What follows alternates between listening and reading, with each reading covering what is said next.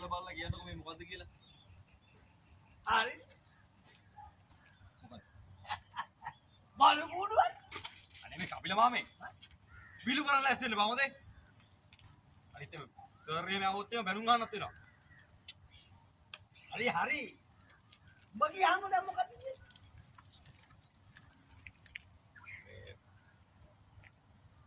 මේක අපිට බස් එකක් දැම්මනේ. ඔව්. ඊට පස්සේ බස් ඕල් ටික. අප්පටදියා. යකෝ ඉරියප්පට බල්ල මුරයි කිව්වා. ඔය කපිල මාමේ පිටු කෙලින්න එපානේ මේ පිළිත්ත පටිය මෙන්න මෙහෙ එන්නනේ. ඔය මේක මේ ඇමතුමාට තිබ්බේ. ආන්න. ගරු ඇමතිතුමාට! ජය වේවා!